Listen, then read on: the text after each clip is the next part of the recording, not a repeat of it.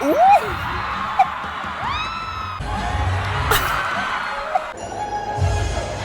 Okay. So, dahil wala na akong ma-reactan, magre-react na lang ako sa sarili kong performance nung sumali ako sa Caloocan competition sa school namin. So,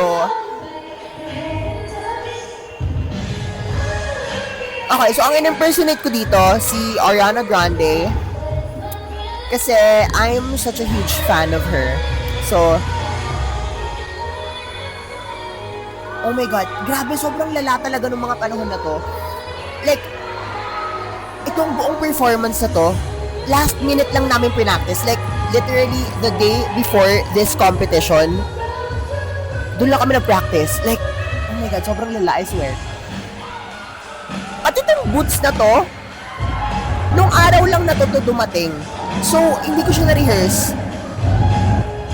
So, like, the whole time, I was so worried na baka matapilok ako or like, madapa ako or something.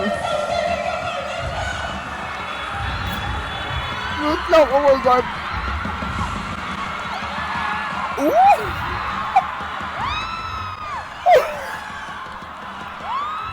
Oh my God.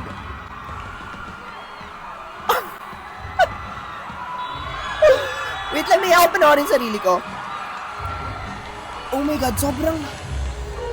Ngayon na ilaalala ko, yung rehearsal namin ito, grabe, sobrang lala pala talaga. Like, imagine a day before namin pinactice, pati yung pagmumotor, like, oh my God. And I'm also live singing, by the way, like, hello. Girl, not gonna lie, I ate that.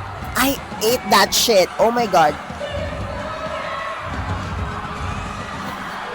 Tapos sobrang funny, wala kaming mahanap na liquid ng, ano ba tawag doon? Yung smoke machine. So sabi ko, oh my God, you know what? Fuck it.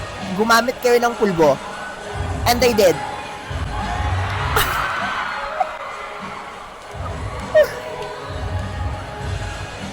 Tapos yung mga tinatapon ko pala, nakaprint doon yung mukha ko. Like,